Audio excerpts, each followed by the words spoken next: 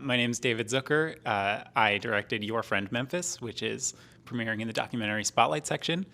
Um, it's a film about a young man named Memphis who lives in Texas. He has cerebral palsy, and he's just pursuing independence and life and work and coming of age. Memphis and I had both been hired to work on this under-budgeted Christmas film outside Austin in 2015, and we were working overnights and everyone was miserable, except for Memphis, who was kind of like just going around telling people about wanting to work in film and just getting to know people. He had this real energy and presence. And a few days into this shoot, into this month-long shoot, he gets fired kind of in front of everybody. Super uncomfortable experience for me.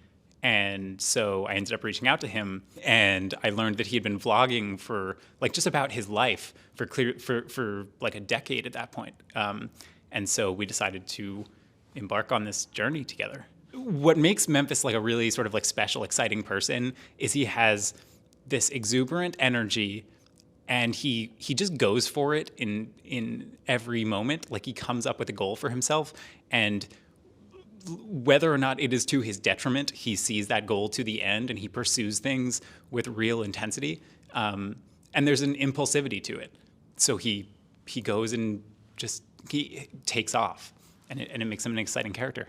Memphis says at the end of the film, you can't have story without conflict. Story is conflict. And that's really something that he lives by to his core. And so he just views experiences as adventures and as opportunities to learn.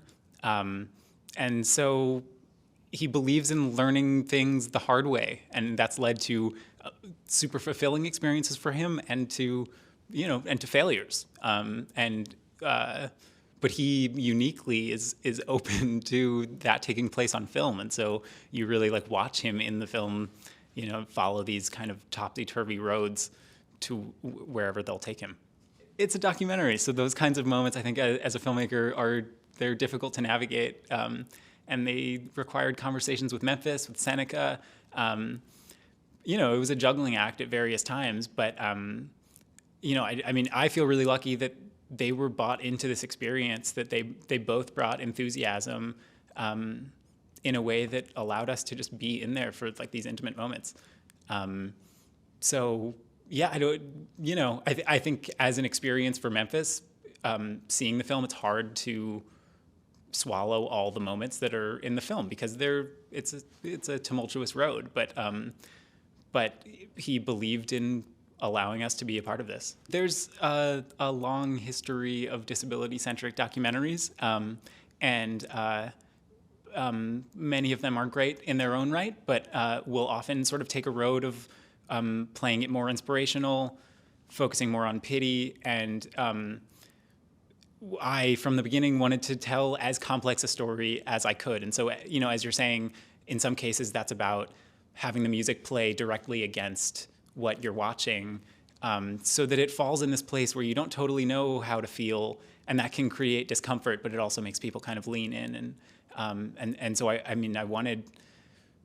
wanted Memphis's like the richness of his whole life to come through in this film, not just one way to feel. Everyone brings their own experiences to the viewing experience. I hope that complexity lands for an audience. I don't want to give away too much, but they both share an immense love for their son, but don't always share a perspective about what is best for him and how he can most safely and most sort of fulfillingly pursue his dreams.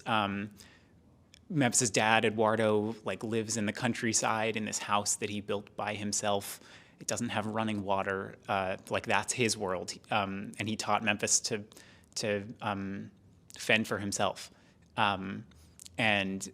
Christine, given all, a history that I won't go into, has some different concerns for Memphis and is a little bit more hands-on in certain ways, and wants to make sure that Memphis is safe and takes care of himself, and is a little more hesitant about that risk-taking. And so their two kind of life philosophies come into conflict in the film and are borne out in Memphis as he grows up. My hopes are that he can be safe and continue to live out his dreams to their fullest. Memphis has kind of proven to everyone in his life that he can't be tamed per se. You know, I mean, he's going to go and just go do it. So I hope that he accepts the support of those in his life who want to see him succeed, and I hope that he can just live out exactly what he wants to, because he won't settle for a simple existence. You know, I mean, he has a lot of ambitions, and I want to see him chase them. The first frame of footage that I shot for this film was at the convention center 7 years ago, where Memphis loved to volunteer every year that he lived in Austin. So yeah, I didn't have a pass then. I didn't know very much about South by, but it was this huge, exciting place that I was just in for like a day or two. And it's such an unbelievable honor. I mean, so many films that I love and that have inspired me have premiered here. And I'm just surrounded by amazing filmmakers. So hugely excited to be here.